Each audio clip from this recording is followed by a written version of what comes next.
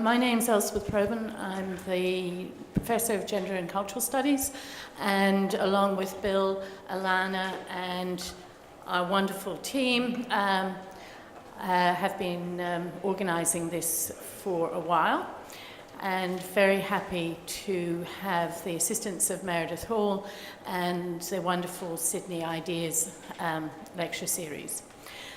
Now, before I begin, I'd like to acknowledge and pay respect to the traditional owners of the land on which we meet, the Gadigal people of the Eora Nation, and it's on their ancestral lands that the University of Sydney is plonked. If you look over there, that's Victoria Park, which was a very important corroboree site. So we pay respects to the past elders and the present and future leaders. Now, this panel is going to be a wonderful, stimulating smorgasbord of ideas. I'm going to introduce all of the speakers right now, and then they'll each speak for about 20 minutes, and then we'll open the floor to questions. So, starting with my colleague Bill Pritchard. Bill is Associate Professor in Human Geography, specialising in agriculture, food and rural places. He's interested in the ways that global and local processes are transforming places, industries and people's lives. He remains a sceptical internationalist, believing in the promise of a better world, but frustrated by the obstacles that beset this objective. Bill's undertaken research for a number of leading national and international organisations, and his work is cited widely within professional circles. He's the author of 3 books, an editor of another 4, and has published around a half-century of articles and chapters. He's been engaged in many consulting research, and since 2004 has been involved in a series of research projects on rural issues and food security in India. In 2013, Bill spoke at the TEDx conference at the Sydney Opera House. He's the chair of the node of the Sydney Environment Institute that has organised this, the Food, People and Planet node. And he's also co-chair of the Global Food and Nutritional Security Research Node of the Charles Perkins Centre. John Ingram, who gave us absolutely stunning kick-off to our conference, and for those of you who missed it, I suggest you try and find his work. Gained extensive experience during the 1980s working in East and South Africa and South Asia in agriculture, forestry and agroecology research projects. In 1991, he was recruited by UK's Natural Environment Research Council to help organise and coordinate research on global change and agroecology as part of the International Biosphere Programme. In 2001, he was appointed Executive Officer for the Earth System Science Partnerships Joint Project, Global Environmental Change and Food Systems. On the close of GECA, how do you pronounce it? Is that an acronym? GCAF, so I like that. In 2011, he became NEC's food security leader, and since May 2013, he's led the Food Systems Programme at the University of Oxford's Environmental Change Institute. And we are very happy to have Debbie Hunt here from Oxfam, who has stepped in at the last minute for a colleague who's sick. Debbie's been New South Wales and ACT state campaigner and engagement coordinator for Oxfam Australia for the last 4 years. In this role, Debbie is responsible for the rollout of campaigns on a number of issues, including Indigenous health, labour rights, gender justice, international aid and development, as well as climate change and food security. Debbie has a Bachelor of Politics and Policy and a Master's of Social Change and Development, in which she specialised in food security and rural sustainable development. She not only has an academic knowledge in this area, but practices her knowledge on climate change adaptation in her small organic fruit and nut farm on the Southern Highlands in New South Wales, where she lives with her family. So a wonderful gathering, and I'd like you to welcome Bill, who is going to start off.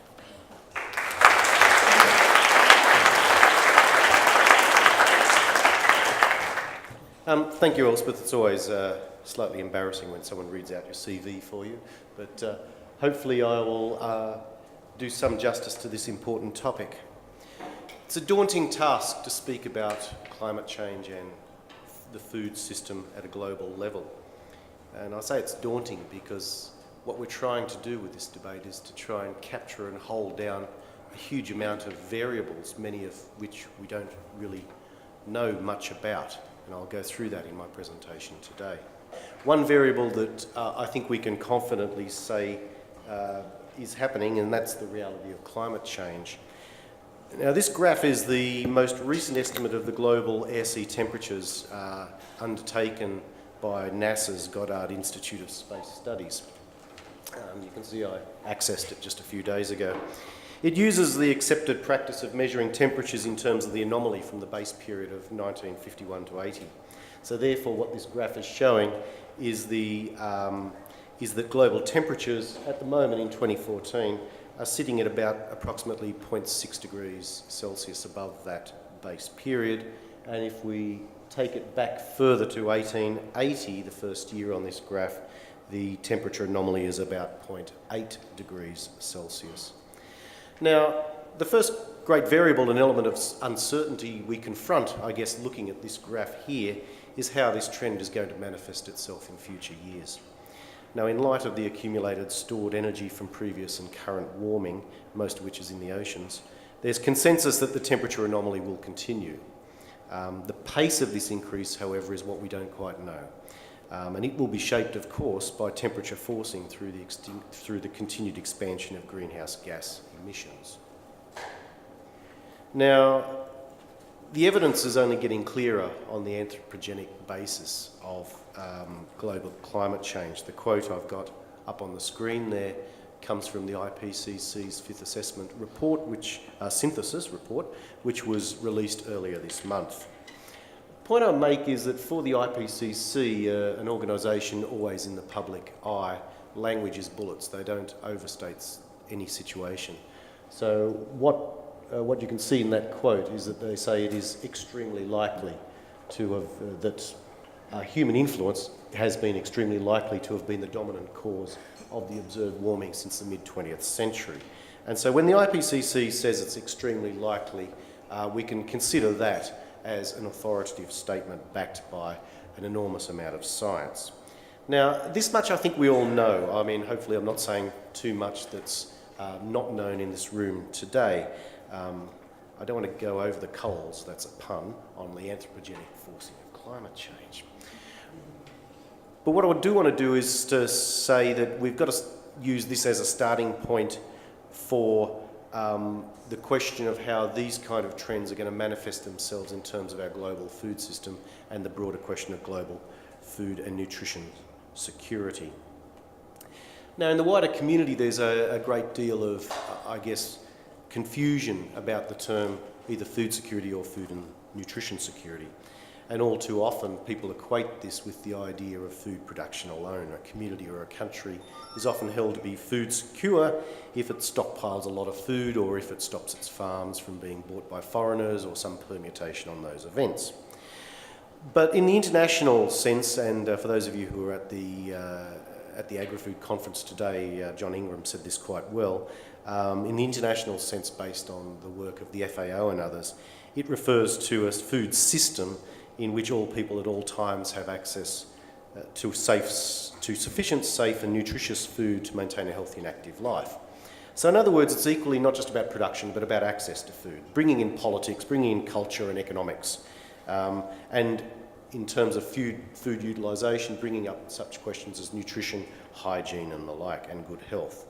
So when we think about the relationship between climate change and food, much of the debate instinctively focuses on what a future world climate means for crop yields, agricultural systems, etc., which is all very true, but it isn't the whole truth. What we need to do is also understand the wider eddies and feedback loops between what will happen on farms and what that will mean to the populations that depend on that food, how those changes are going to reverberate across the farming and non-farming communities of the planet. And so to appreciate the breadth of these processes, an overarching perspective is required. And I think if we have an overarching perspective, from that we're able to distill some of the detail of this complex issue. So I'm going to start here. As you can see, I'm going to build up this diagram through this talk, but the first problem, which I've sort of rehearsed somewhat already, is a changing climate, what will it look like? And clearly, in terms of, particularly with respect to food, it's going to embody a whole range of different weather and climate-related processes. It's why we simply don't refer to this as global warming, but it is climate change, because it implies changes to precipitation, changes to extreme weather events, changes to the concentration or dispersal of rainfall across growing seasons. And it has obviously implications too, arising from global sea level rise, which is not a climate effect in itself, but is a manifestation of climate change. So how does this relate to food system? Well, let's start here with agricultural production. Now, there's an enormous variety of crops and agricultural products produced around the world, and those different crops and products in different places will have different sets of interactions with a changing climate. Focusing firstly on the global sense of this, I'm a geographer, I love maps, and this map tells me quite a bit. It's probably a little bit difficult to read from where you're sitting there, but in a sense, this is a summary account published by the World Bank of forecasts for 11 major crop foods premised on the mean of 3 different climate models. So it's a synthesis map of how climate might affect yields. And in general, without going into a lot of the footnotes, in areas that are green and darker green, there's a likely potential positive effect on yields, and in areas of reds and browns, there will be a negative effect. And if you look at that map just for a while, and it's obvious that it's apparent that the yield effects of climate change are going to have much greater resonance in the tropics. And of course, this is characterised, of course, of a place in which populations are higher proportions of that population are agriculturally dependent, and populations are in general material senses less well off. So the first thing we can say about the way in which climate change might be affecting food production is it's going to make those, in a general sense, most vulnerable on the planet even more at the forefront of change. And this is borne out too by these graphs here, and again I apologise for the complexity of this slide, but I think it's important to put it here. This comes from the IPCC Assessment Report 5, published earlier this year. They show forecasted impacts on 3 cereal crops, maize, wheat and rice, in both tropical and temperate areas. And what this is an amalgam of different studies looking at these different crops in different climatic regions, looking at expectations of different levels of global temperature rise. Local temperature rise in their growing areas. And of course, different studies will produce different results, and what this does is aggregate those results. And it's here, and you've heard people refer to dangerous climate change, which is often taken to be about an increase of 2 degrees C, but there is some contention about what dangerous climate change actually is. But it's clear here that according to these models, the consensus seems to be that once you get to about 2 degrees Celsius increase, you're starting to have quite dramatic reductions in most cases on yield. I should also say that the brown and blue lines here assume they respectively mean the mean of whether crop systems are going to be, where farmers in those crop systems are going to adapt to change or not. So the blue lines, which tend to be a bit higher, is an assumption of successful adaptation. The brown lines is no adaptation. The concept of adaptation is quite complex, which I'll come to a bit later on. Some of these graphs, the sort of lines look a bit flat or in some cases positive, but it's important to sort of think through, particularly from the 2 degrees onwards slant, And if we think about some of these forecasted manifestations of changes to crop yields, they're really quite dramatic. Negative yield effects of 10% and 20% respectively in the temperate and tropical zones for maize. For rice, decreases of about 10% in the temperate zones and a mixed bag in the tropics. And for wheat, sort of treading water in the temperate zones and a complete wipeout in the tropic. The wheat in the tropics is the one on the far right of that slide from your perspective. Now, I think it's important that we don't just see graphs like this and accept them, that we sort of think through what they're really saying. And indeed, when the IPCC published these data, there was a considerable degree of public debate about them. And some people have said, well, yes, in the 20th century, there was a prospect of declining yields and the Green Revolution came along. And the 20th century is, of course, noted now as a period of dramatic improvements in food production. There's no doubt about that. We can talk about the environmental impacts perhaps at a different time, but in terms of aggregate food production, the world's farmers grew a hell of a lot more through the 20th century. And people have said, well, maybe, that's going to happen again. Farmers are smart. But I'd probably say two things about what these graphs indicate. And that is, firstly, the Green Revolution was very much hinged on hybrids of particular cereal crops that were well suited to fossil fuel-based agronomic inputs. So you added the right sort of mixture of chemicals and fertilisers, and what that led to was massive increases in yields, the work of Norman Borlaug, etc. The problem in the 21st century is we're at a time where that sort of fossil fuel-based solution is hard to imagine.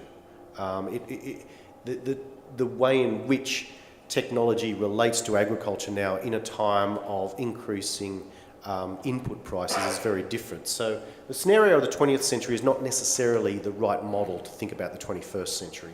The second point I'll make is at the time that the Green Revolution kicked in, yields were going up. It's just that the sort of new technologies gave it a fillip. If we're talking about this scenario, any great technological improvements have got to combat a declining trend because of the negative impacts on climate and from climate. And I think that's, it sort of gives me, as a researcher, a sense that a technological fix is potentially around the horizon, but let's not wait for it. This is perhaps an optimistic reading of the future. And of course, the solution to any of this has to come at a time where we've got maybe 9 billion people on the planet by 2050. So the resource constraints, the planetary constraints, are going to be very much more severe.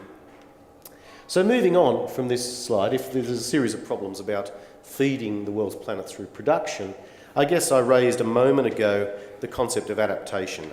Is it possible for farmers to do better things on their farms to safeguard their livelihoods and their production systems? And of course, there is that prospect. Adaptation is occurring now. Farmers are adapting to climate change as we speak, and they'll continue to do so. There's no two ways about it.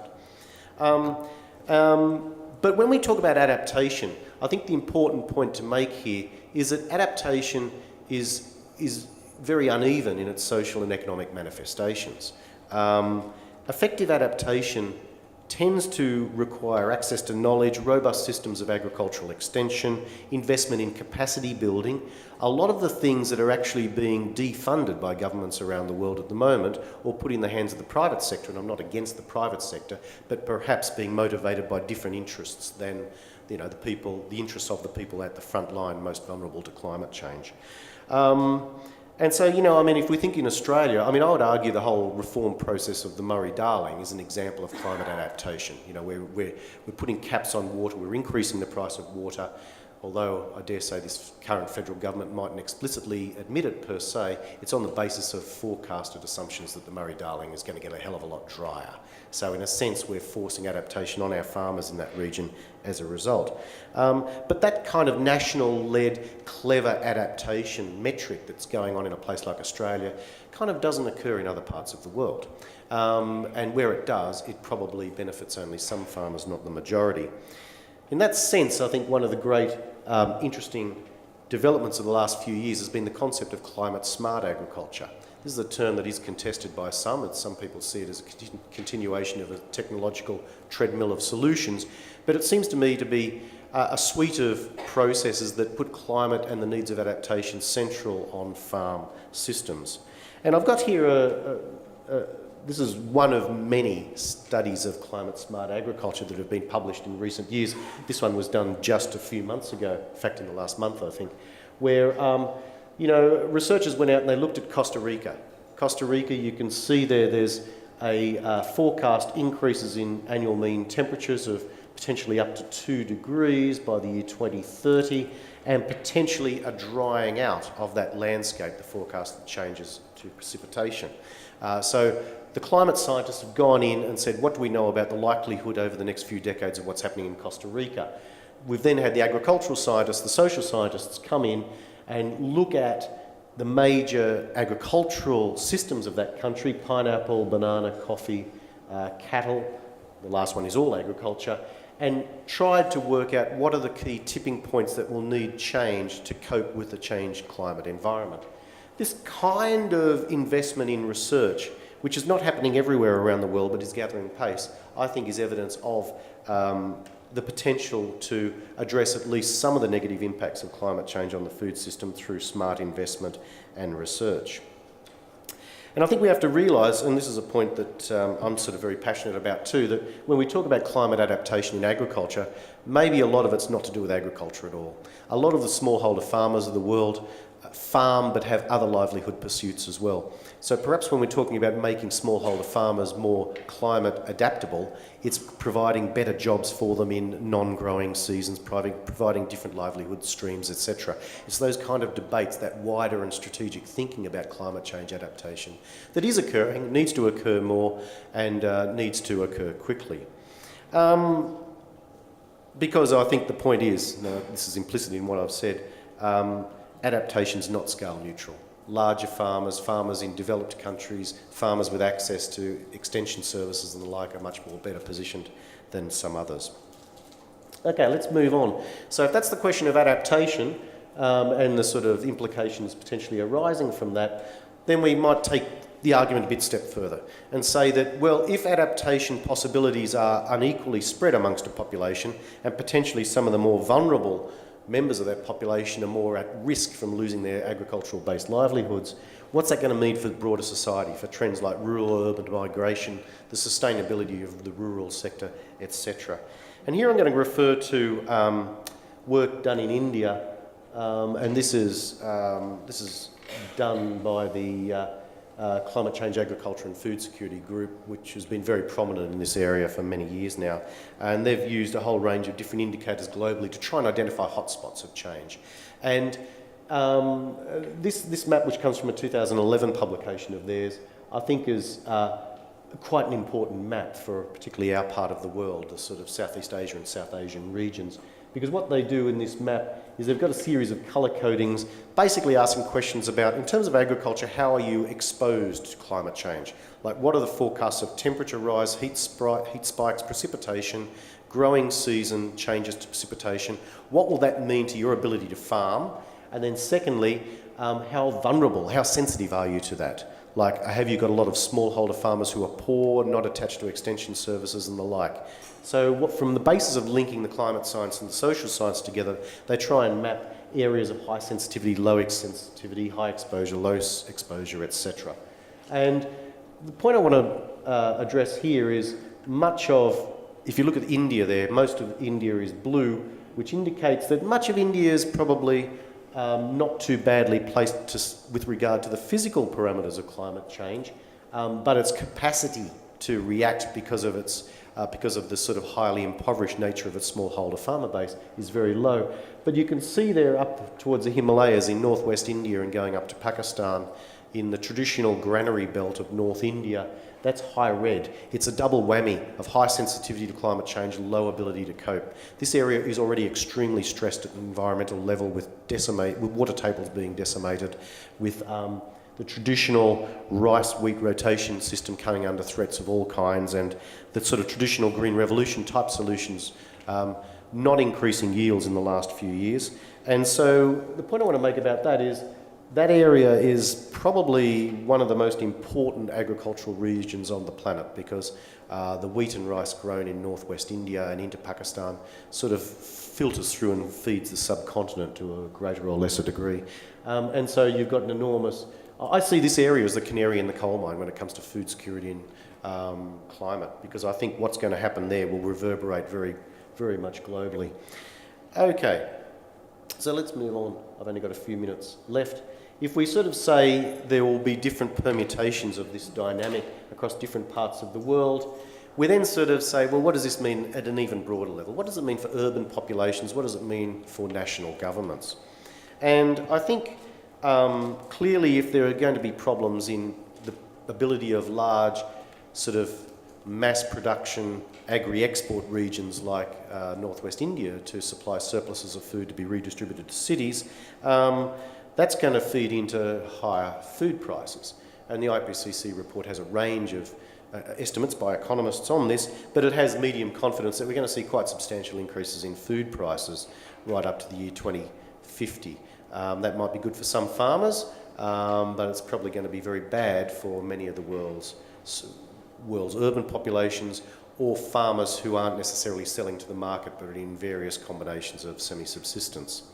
And of course we know there's a well-rehearsed story about what's happened in the last few years when prices of food spiked in about 2007 and 2008.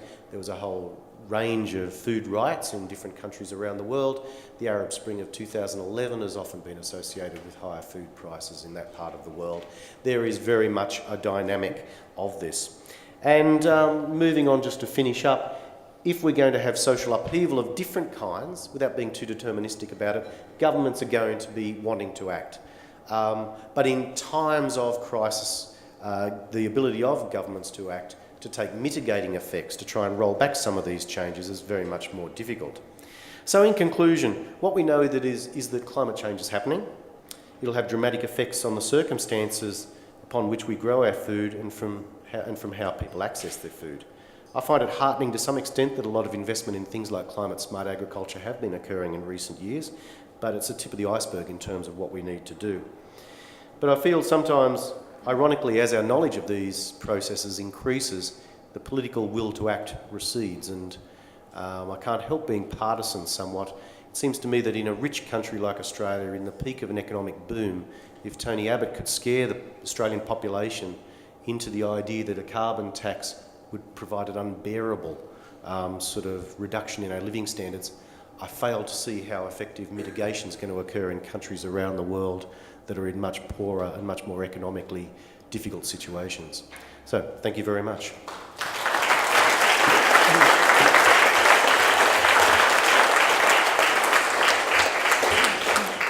Thank you, Bill.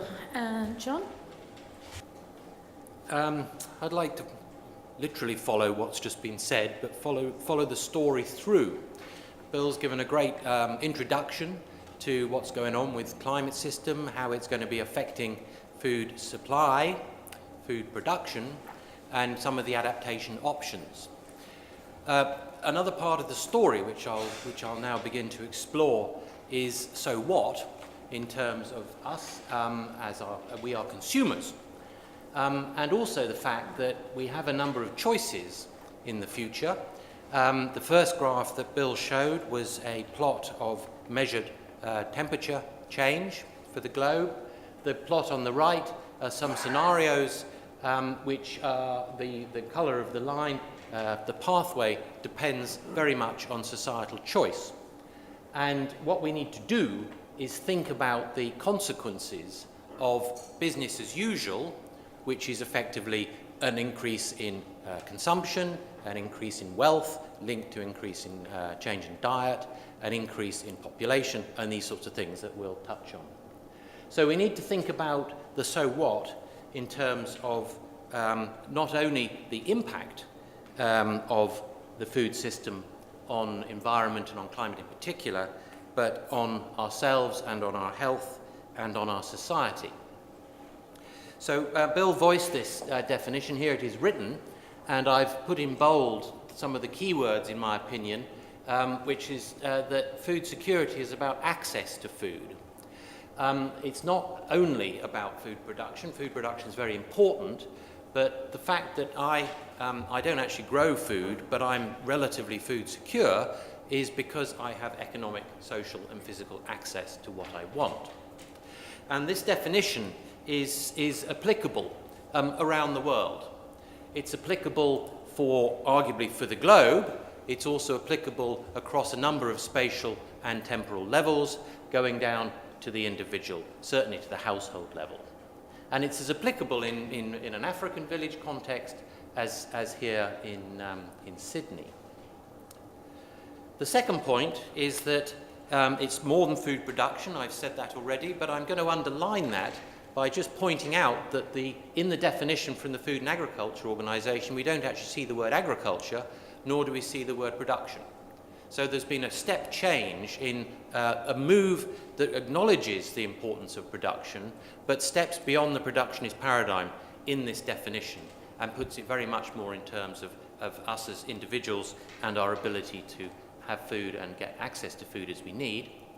And the third point is that the food security is a state or a condition that we aspire to, and we aspire to it by doing a number of activities which effectively encompassed within the food system. And here they are in cartoon form. Producing, Bill's been talking about, very important, whether it's food from the sea, whether it's food from the land. But at the right-hand end, we've got consuming. So we are all actors in this picture at some stage. There are a lot of livelihoods involved. The caricature is with trucks and money, but it could be with donkeys and an exchange of labour.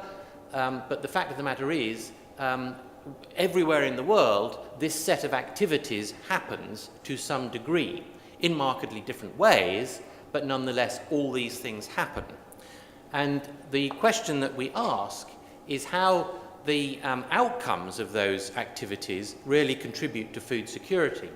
So here in this diagram, I've unpacked the definition into a number of circles, which are the major components of food security: food access, utilization and availability, and the notion that these need to be stable over time for food security to be met. Now, in each circle, you'll see a number of bullet points. I won't go through them all, but I've put in red affordability, because that very much maps to the economic access to food. It's an important metric because it combines the price of food with the amount of money I have to spend on it. So it's a better metric for a food security discussion than just the price of food. The nutritional value, obviously important. I'd also like to draw attention to the social value of food. Its function in society is very important. We all enjoy it as a meta substance, as a meta material, perhaps without realizing it. It helps define our culture, it helps define ourselves. It has a role in kinship, in family meals and the like. It has a role in religion, a religious function of food. So there are some meta values that need to be encompassed, as well as the physical nature of food material. All of those activities also contribute to the climate change story, because they all contribute to greenhouse gas emissions. And what we see here is a chart for greenhouse gas emissions across those 5 major areas or major sets of activities for the food system. And you'll see that something under half in the UK is related to production, which means something over half is related to everything else. And when we're talking about mitigation and how we can change our food system so that it actually emits less greenhouse gases, we mustn't forget that there's the 55% in the UK of things we do that are all possible to do in a different way, in a more efficient way. In the United States, the chart is a little different. The United States grows more of its own food domestically, so it has a higher proportion from the producing sector, but nonetheless you can see significant wedges for the other food system activities. And by marked contrast, in India, we see a wholly different picture, for perhaps obvious reasons, but nonetheless there are opportunities to be made in all of the activities, but principally in the producing. And that's all to do with input use efficiency in the farming system, which is a whole nother talk. But nonetheless, nitrogen use efficiency is a case in point. Water use efficiency that Bill's alluded to, particularly in the Indo-Gangetic Plain, is a serious concern. and it is not a given that the current technologies will be able to continue supplying food in the way that are needed. The graphs from Polly Erickson, etc., make that point. So when we're talking about mitigation, what can we do? What we have here is some data from the UK, from a study last year, and it just makes a number of points. First of all, the, quote, average diet is about 9 kilos of CO2 equivalent per person per day, and that includes avoidable waste. So the first key thing is avoidable waste. It is avoidable. Nonetheless, there's about 9 kilos of CO2 per person per day, and what we can do as individuals, as societies, to change that is, you see here, the first point is that this estimate says eliminating meat from the diet would reduce food-related greenhouse gases by about 1/3. I'm not advocating vegetarianism, I'm reporting data. Changing from greenhouse gas intensive meats to less intensive meats would have a marked effect as well. And you can see the figure there. Significantly, cutting out all avoidable food waste could reduce by about 10 or 12%. And it's called avoidable. Now, that's because not all food waste is avoidable. There are some aspects of food waste which we just can't do anything about because there's a cost-benefit analysis to be done. And don't forget that many of the retailers would like us to not reduce food waste because it would effectively mean we're not buying so much. So there is an issue there. And then, of course, there's business of air miles, food miles, and all the rest of it, particularly hothouse food. If we were to avoid that, then we would perhaps be reducing by a small amount. So there's a lot of hype about some of these ideas, and depending on your particular worldview and your lobby, you may think these figures are wrong. Nonetheless, these are the data as presented in the literature. And if you have a particular thing about reducing food miles, by all means expound on that, but be aware that it might not have as big an impact as changing diet. So if we think about this food security definition again, and where we are today across the population of the globe, we see a number of simple boxes here. On the left, we have about 1 billion people who don't have sufficient calorie and they don't have sufficient nutrients, the hungry billion. We next see a further 2 billion who may have sufficient calorie but have insufficient nutrients. We need about 50 nutrients for a healthy life. Over on the extreme right, the latest data from a big meta-analysis in The Lancet estimates in excess of 2.5 billion of us are excess calories, overweight and obese, and including some of those people who don't have sufficient nutrients. That's an important point. So the calculation derives of the current global population, there's about 3 billion of us who've got it about right. That's less than half.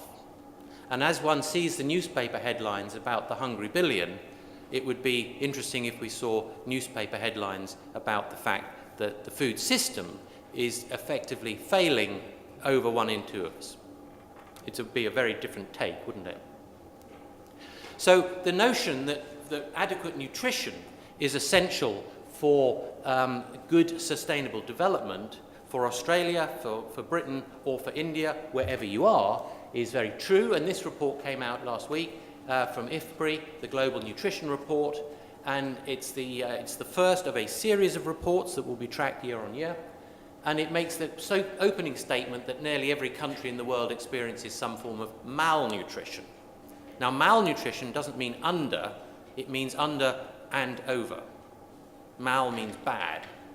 So be very clear in language. If we're talking about undernutrition, we say under. If we're talking about over, we say over. They are both forms of mal, and the inadequate nutrition, of course, and nutrients is part of that. And the second point it makes is that we have now got a new norm, as they say, that we are dealing with these overlapping forms of malnutrition. In a single country, in a single town, in a single household, you can have people who are over-consuming and you can have people who are under-consuming. And this is an extraordinary phenomenon. What we see here is the fact that as wealth increases, we tend to eat a more energy-dense diet. And we've got up at the top right, in the quote developed countries, averaging about 3,500 kilocalories a day. At the bottom left, in sub-Saharan Africa, they're averaging just over 2.2 kilocalories per day. And we see a range very closely related to GDP at the national level. The more interesting graph, which I have yet to find, is the graph put against the personal disposable income. Because across the world, it's really an issue of wealth, not geography. This is a simplistic take, but nonetheless, there is a message. What we see is some data to support that sentiment. These pie charts are, as you see, a proportion of where our calorie comes from, and the size of the pie relates to the number of calories on a national average. So down at the bottom, the global average is about 2,800 calories, where the recommended amount for male is about 2,500 and for female about 2,000. So as a global average, we are over-consuming.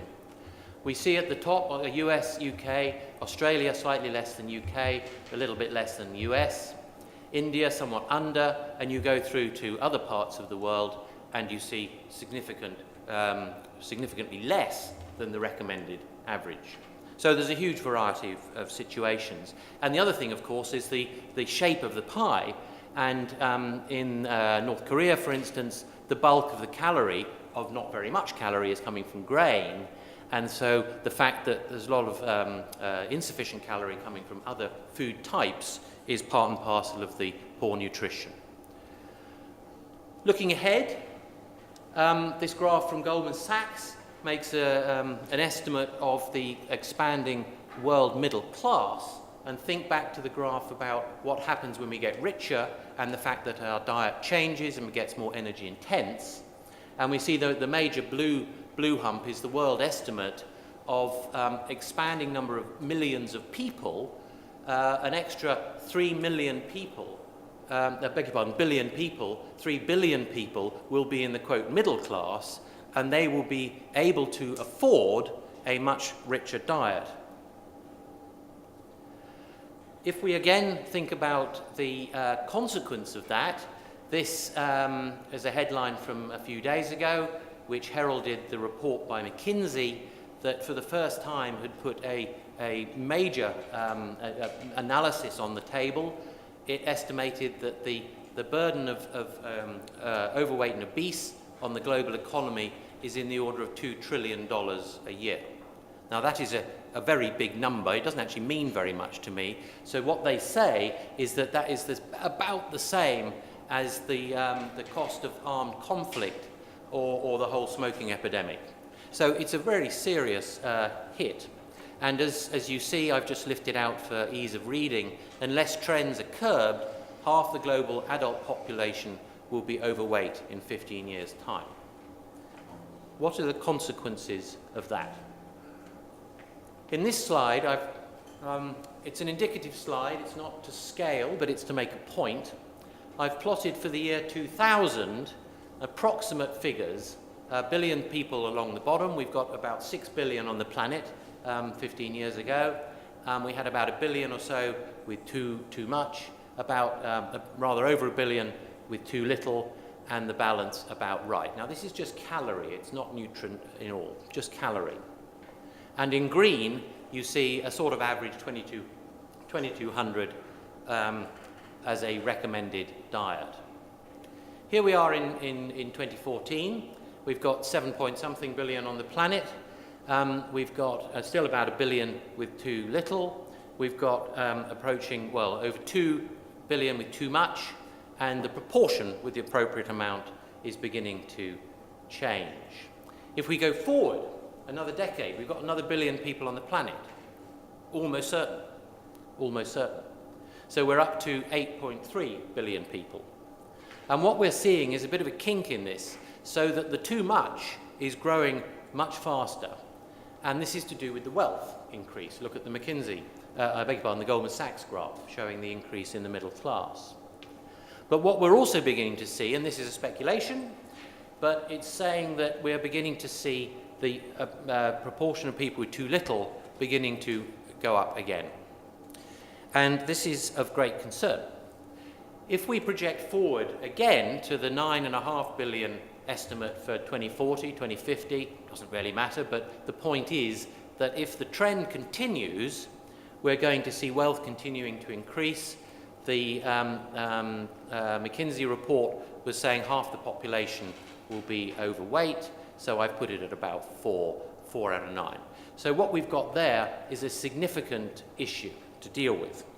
And why is it significant? Partly because the greenhouse gas emissions and the climate change consequences of that level of consumption will be simply massive using current technologies. The consumption trends are, I think, there for us to see. What we do about it in terms of satisfying demand is the issue. The impacts of this excess consumption by half the planet on the non-communicable diseases will be massive. Already in China, over 50% of the adult population are pre-diabetic. They've got blood glucose well above the normal range. 12% are diabetic and about 4% are being treated. That is a very large number of people with a huge cost to the public purse. And the overall cost of obesity, $2 trillion a year from the McKinsey report we've just seen. So what have we got to do? We've got to somehow manage this overconsumption. And a lot of the emphasis on the food security debate is to do with the hungry, and that is very correct and proper. But we have got to balance up the debate, because in terms of the impact of this graph, the footprint is on the left, it's not on the right. And if the environmental conditions begin to undermine the ability for the smallholder or even the large farmer to produce, we're going to see the number of hungry rising. And this is very, very significant, because that brings all sorts of civil disturbance, which has a political implication, and we see a general breakdown of many areas of society. I don't wish to be alarmist, but at the same time, I do think there is a real point to be made that unless we take more time to discuss consumption and managing consumption, if we only concern ourselves with how do we help the smallholder farmer improve their lot, we've effectively got an ostrich problem where the head in the sand is over on the right and the body is on the left. And this is something that we need to be aware of. So there are a number of ways forward. In the UK, we had a big exercise to establish some priority research questions. Here we are in the university context. We are researchers. This, broadly speaking, broke down into 3 areas: technical, institutional, and behavioural. Here are just some of the example questions that are researchable questions, answers to which would be very, very valuable for society at large, but for business and for enterprise, for the academic world, and for the policy community. You can read them as they stand on the board here. But perhaps the most important one is at the bottom, which is the behavioural issues. How can we understand why it is we do what we do in such a way that we can come up with a tangible way forward without creating a kickback? How can we present and package a changed way of managing the food system in such a way that we are not all very, very upset? So I leave you with the question. We've got the decision at societal level on managing the food system to mitigate the aspects that contribute to climate change, to adapt to the inevitable change that is coming down the track in such a way that the last slide with the slopes is effectively a slide of equity, not just of calorie. So there's a big job to do. And I think there's a fantastic opportunity for the research community, particularly the young researchers who have a research career ahead of them, to get in there and help sort it out. Thank you.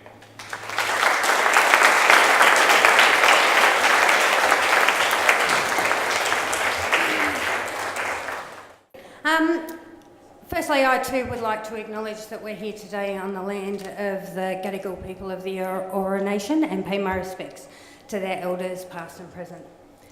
So I'm speaking on Oxfam's report Hot and Hungry today and how to stop climate change derailing the fight against hunger. As already mentioned by both Professor Pritchard and Dr. Ingram, food security is not about production, it's about people's ability to access the food they need. Recent statistics from the FAO show that 1 in 9 people are going to bed hungry every single day. And while Oxfam is very aware that climate change is not the only cause of hunger, according to the IPCC's latest report, climate change will undoubtedly exacerbate the problem of hunger, suggesting global production will fall at a rate of 2% per decade, and critically, that these reductions in production will happen at a time in which demand for food is expected to rise at 14% per decade. So we know that extreme weather events impact food security, but there are other more marginal shifts in weather patterns that are already occurring that are reducing both production and income for agricultural workers around the world. Millions of poor people across Central America are facing hunger as a result of shifting patterns of rainfall and increasing temperatures. For example, in Guatemala, the total amount of rainfall is actually increasing, but significantly, there is less rainfall during critical growing times in the crop cycle, which is taking a heavy toll on harvest. In the last 2 years, small-scale farmers have lost over 80% of their maize crop due to drought in the growing period. High temperatures, heavy rains and dry periods have also given rise to coffee rust, which has infected over 70% of coffee plantations, and it's estimated that 22% of the coffee crop has been lost during 2013-2014, with smallholder farmers the worst affected. An estimated 200,000 jobs will be lost due to the coffee rust, and loss of employment and product has meant that people are struggling to feed themselves and their families. In 2013, there was a 30% decrease in consumption of beans and corn, the staple foods of the country. So, food price is a problem for us all. Over the last 6 years, there have been 3 global food price spikes in 2008, 2010 and 2012. These are closely associated with reduced supply, driven in part by climate change-related extreme weather events and shifting rainfall patterns. Oxfam has documented the impacts of high and volatile food prices on people across 10 developing countries. And the research shows that people undertake a number of coping strategies, including working longer hours, cutting back on more costly and preferred foods, particularly protein-rich fish and meat, buying cheaper and less nutritious food, shopping in bulk for discounts, growing, gathering and processing their own food, shopping in small quantities to manage daily incomes, borrowing, begging, stealing, cutting out on portions, cutting out on meals, and going hungry. Rising food price is not just a problem for the developing world.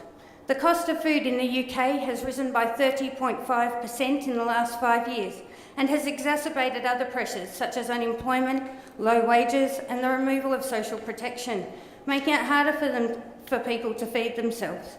This has actually led to a tripling of food bank usage in 2013. So Oxfam has assessed the extent to which our global food system is prepared for the impacts of climate change by looking at 10 areas of national and global food and climate policy. There are many important determinants of hunger, including income levels, demographic trends and conflict, which are not included here. Similarly, tackling the impacts of climate change on food will require action across a much broader range of policies and practices than just these 10 areas. Indeed, climate change should be mainstreamed across all food policy. However, Oxfam's experience and the wider academic literature suggest that these 10 factors will have a major influence on whether countries are fit to feed themselves in a warming world. While our results show a great deal of variability in preparedness between and within countries, the global picture is of a food system that is dangerously unprepared for the impacts of climate change.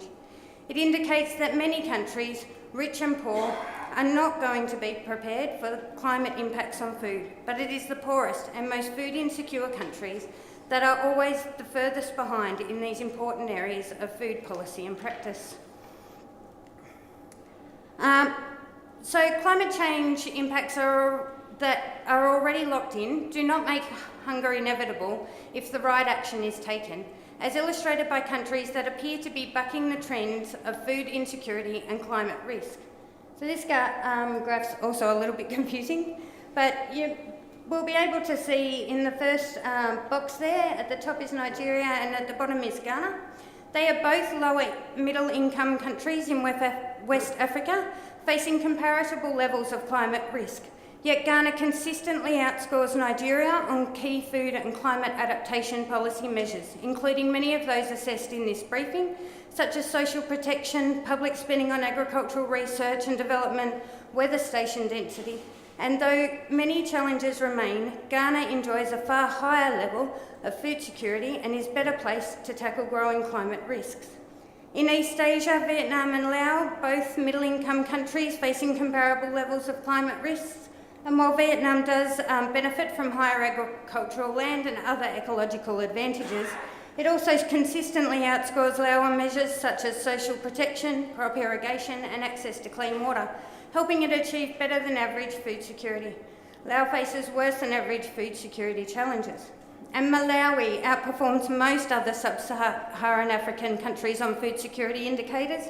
Compared with Niger, Malawi scores higher on key measures such as social protection coverage, crop irrigation, overall public investment in agriculture and spending on agricultural research and development. While few countries are adequately prepared for increasing levels of climate risk, these countries do seem to show that the right policies and measures can make a vital difference to food security in a warming world. So I'm going to individually go through the 10 areas now. So the first area was adaptation finance, and the global score is less than 1 out of 10. At the Copenhagen Summit in 2009, world leaders promised to provide $100 billion per year by 2020 to help poor countries adapt to a changing climate and reduce their emissions. They also committed to providing $30 billion of Fast Start finance between 2010 and 2012. This money was to be balanced between adaptation and mitigation. Fast Start finance has not been balanced. Adaptation has received no more than 20% of funds at best, but even 50% would be far too low to meet the estimate needs, which are currently calculated to be $100 billion per year for adaptation alone. While this seems like an awful lot of money, it's actually equivalent to just 5% of the wealth of the world's 100 top billionaires. Gap 2 is social protection, and the global score here is 3 out of 10. So the poorest people spend the highest proportion of their income on food and are the worst affected when food crisis hits.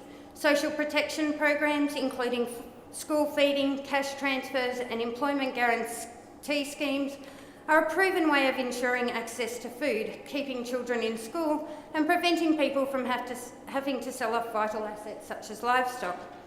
While most industrialised countries ensure that the majority of their population is covered by some form of social protection, globally just 20% of people have adequate social protection, and in many poor countries such as Zambia, Malawi and Laos, coverage is less than 5%. However, coverage is notably higher in poor countries that are bucking the trend of food insecurity and climate risk. For example, in Malawi, Ghana and Vietnam, where coverage reaches 21, 28 and 29% of people respectively. So Gap 3 is food crisis aid. Humanitarian aid is the last line of defence for people facing climate impacts on hunger. Each year, the UN appeals for aid to help people in humanitarian emergencies. On average, over the past decade, 66% of all the funds requested have been provided. However, the cost of humanitarian aid is sharply increasing, and the gap between funds requested and those committed is steadily widening. And the annual humanitarian funding shortfall has approximately trebled since 2001. So gap 4 is the food stocks gap, and the global score here is 6 out of 10. Food stocks are a crucial buffer against hunger in the event of erratic harvest and food price spikes driven by extreme weather events. In recent years, the ratio of food stocks to food consumption has fallen to levels which are very low by historic standards. Each year in the past decade, stocks-to-use ratio has fallen below the long-term 25-year average, with the lowest ratios coinciding with the significant world food price spikes in 2007-2008. This decline in stocks-to-use ratio is in part due to shocks to production from extreme weather event, the diversion of crops to meet demands for biofuel, and the lack of attention paid to adequate public and private stockholding. For developing countries, rising food prices has made investing in building food reserves much more challenging, and a world facing increasing production disruptions and food price instability due to climate change needs a bigger buffer than it has at present. One way to address this is for developing countries to build their own local, national or regional public reserves. According to the UN FAO, 35 countries released public stocks during the 2007-2008 crisis, and in India, a massive purchase of rice and wheat in 2008 enabled the government to release sufficient stock into the market to stabilise prices and prevent many thousands of people sliding into hunger. So gap 5 is the gender gap. Women make up 43% of the agricultural workforce in the developing countries and play a vital role in food production and preparation around the globe. As a result, the impact of climate change on food is felt particularly sharply by women. We know that adaptation carried out with women in mind results in improved yields and greater food security, as well as reducing workloads for women and their families. Rural women have a wealth of knowledge about seeds, crops, water and land management, and are well positioned to develop strategies to adapt to climate change and reduce its impact on communities and livelihoods. Women give us our best chance of producing enough good food in a warming world, but many things conspire against their efforts to do so. For example, less than 5% of women in West Asia and North Africa own land. This means they don't have an incentive to invest in the land, and they can't make choices about how it is farmed. Women are also shut out from vital weather information, including early warning systems about extreme weather that may affect their crops, livestock, and often their lives. Gap 6 is public agricultural investment.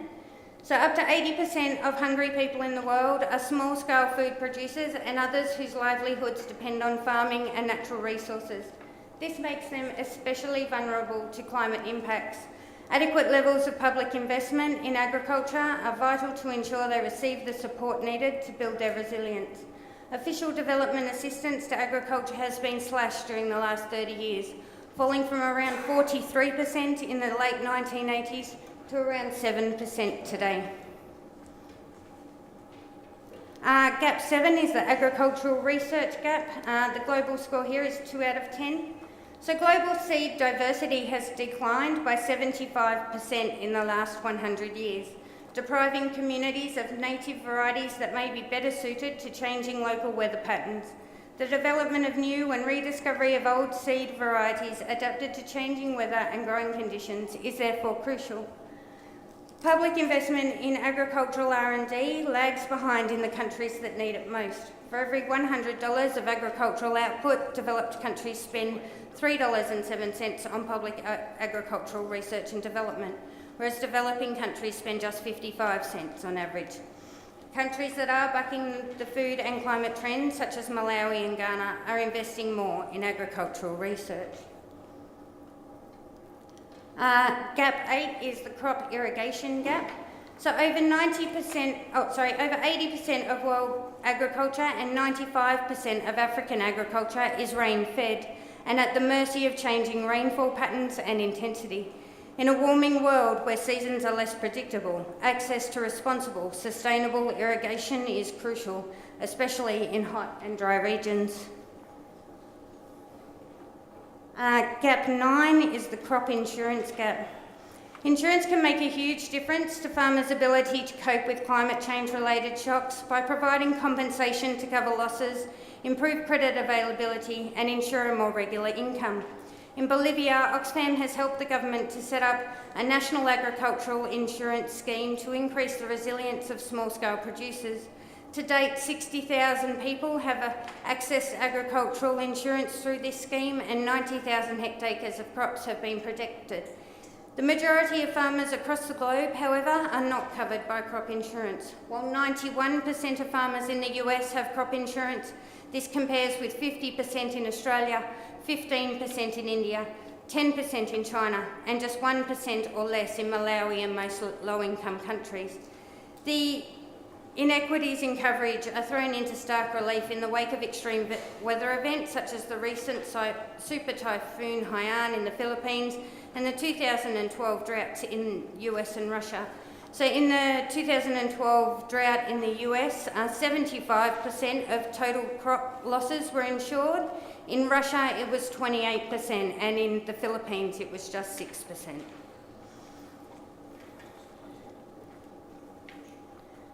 So gap 10 is the weather monitoring gap, and the global score here is 3 out of 10. Providing good weather data is an important way of helping farmers to cope with changing climate. In Thailand and Zimbabwe, Oxfam is investing in projects to improve weather forecasting and give farmers more certainty about when and what to plant and harvest. Yet the concentration of weather stations varies hugely around the world.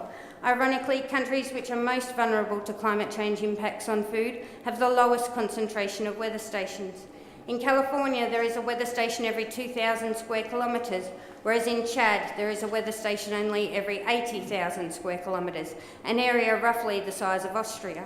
The potential difference between a farmer and a weather station in Chad is so great that the information provided could be for a completely different type of climate from the one his farm is on. It's like looking up the weather in Munich to decide whether you need to wear a coat in Rome. So limits to adaptation. While governments have agreed to limit global warming to 2 degrees, and more than 100 of the most vulnerable countries maintain that a 1.5 degree limit is needed, we are not currently on track to meet either. Perhaps the gravest gap we face in fighting hunger in a warming world is the emissions gap between projected greenhouse gas levels in 2020 and the levels needed to keep the 1.5 degree target within reach.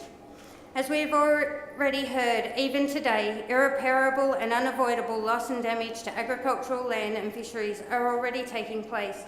It is clear that if we are to ensure that we, our children and families around the world have enough to eat, urgent and ambitious emissions reduction are needed now, alongside a massive increased support for adaptation. So how do we actually stop climate change making people hungry? Despite the mounting threat of climate change, hunger is not inevitable. Oxfam is calling for the following urgent actions by governments, businesses and individuals to stop climate change making people hungry. We need to build people's resilience to hunger and climate change. We need to enshrine the legal right to food in national laws and company policies. We need to protect access to food for all by addressing the gaps in humanitarian aid in food crisis, ensuring comprehensive coverage of social protection programs and rebuilding food buffer stocks. We need to support small-scale food producers by increasing public and private investment, ensuring small-scale farmers, and especially women, have access to land, water and seeds. We need to tackle the infrastructure crises, including crop irrigation and storage. We need to extend crop insurance and strengthen weather data collection and dissemination, and ensure that national adaptation policies are consistent with the right to food. We need to slash greenhouse gas emissions. Governments need to commit to a fair and deep cuts in emissions to stay below 1.5 degrees of warming. We need to cut emissions from food and beverage sector supply chains. We need to shift finance away from the fossil fuel industry into low carbon development and scale up renewable energy for the poorest people. We need to secure an international agreement that tackles climate change and hunger, enhance efforts to achieve a fair, ambitious and legally binding climate change agreement in 2015, to deliver on promises of climate finance of $100 billion a year for the poorest countries by 2020, with much more going to adaptation, and prepare for new commitments for the post-2020 period. We need to support a target of zero hunger by 2025 in a post-2015 framework. And we need to take action into our own hands. Use your voice to insist that governments and companies act to stop climate change making people hungry. Make choices about the way we live our lives, including cutting food waste, reducing meat consumption, and asking our favourite food brands to act responsibly. If we all put a concerted effort into doing all of these things, then it is possible we will grow a future where everybody has enough to eat. If you want to find out more, please visit oxfam.org. Thank you.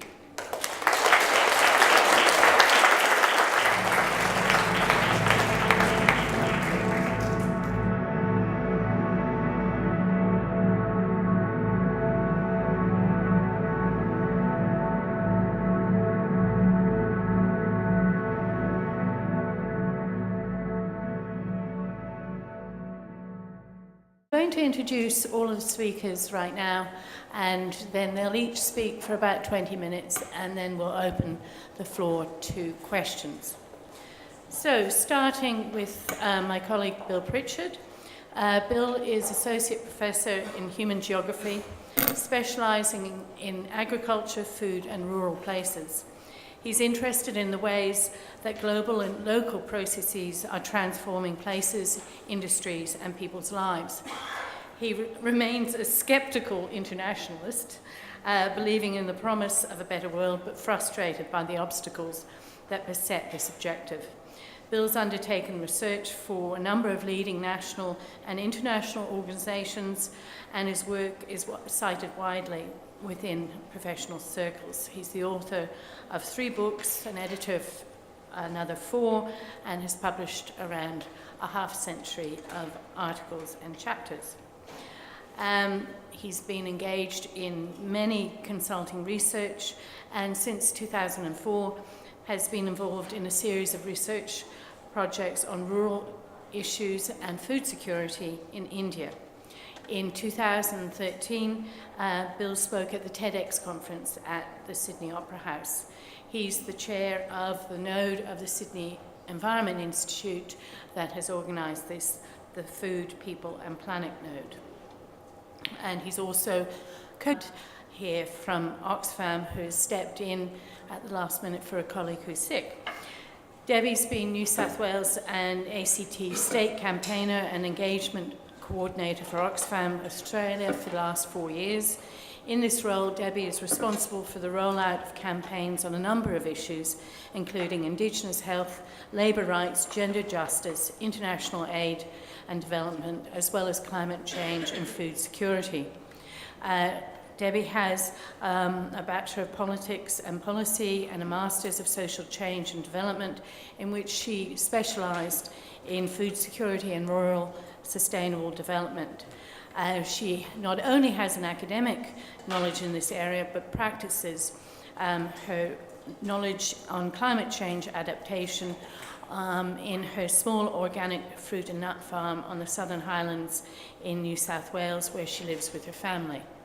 So a wonderful gathering, and I'd like you to welcome Bill, who is going to start off.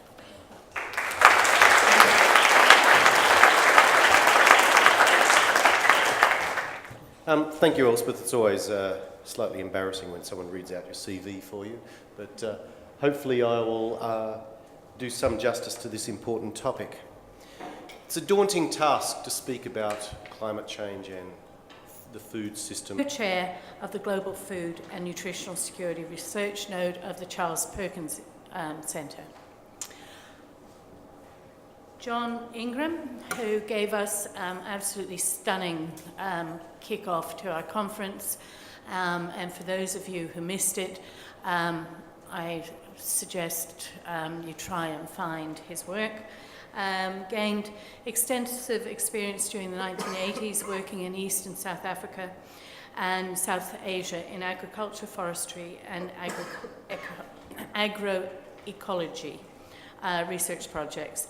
In 1991, he was recruited by UK's Natural Environment Research Council to help organise and coordinate research on global change and agroecology as part of the International Geosphere Biosphere Programme.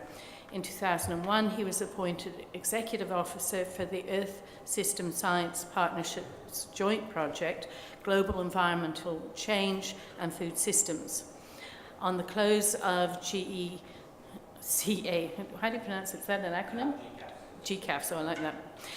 In 2011, he became NEC's food security leader, and since May 2013, he's led the Food Systems Programme at the University of Oxford's Environmental Change Institute. And we are very happy to have Debbie Hunt at a global level. And I say it's daunting because what we're trying to do with this debate is to try and capture and hold down a huge amount of variables, many of which we don't really know much about. And I'll go through that in my presentation today. One variable that I think we can confidently say is happening, and that's the reality of climate change. Now, this graph is the most recent estimate of the global air-sea temperatures undertaken by NASA's Goddard Institute of Space Studies. You can see I accessed it just a few days ago. It uses the accepted practice of measuring temperatures in terms of the anomaly from the base period of 1951 to 80. So therefore, what this graph is showing is that global temperatures at the moment in 2014 are sitting at about approximately 0.6 degrees Celsius above that base period. And if we take it back further to 1880, the first year on this graph, the temperature anomaly is about 0.8 degrees Celsius. Now, the first great variable and element of uncertainty we confront, I guess, looking at this graph here, is how this trend is going to manifest itself in future years. Now, in light of the accumulated stored energy from previous and current warming, most of which is in the oceans, there's consensus that the temperature anomaly will continue. The pace of this increase, however, is what we don't quite know. And it will be shaped, of course, by temperature.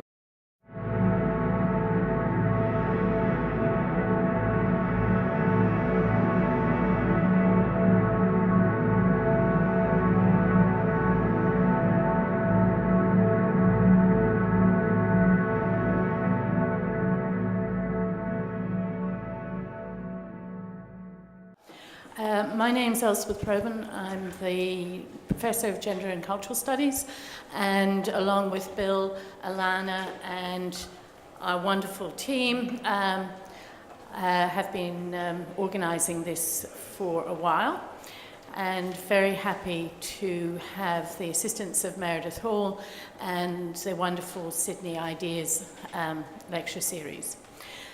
Now, before I begin, I'd like to acknowledge and pay respect to the traditional owners of the land on which we meet, the Gadigal people of the Eora Nation, and it's on their ancestral lands that the University of Sydney is plonked. If you look over there, that's Victoria Park, which was a very important corroboree site. So we pay respects to the past elders and the present and future leaders. Now, this panel is going to be a wonderful, stimulating smorgasbord of ideas. I'm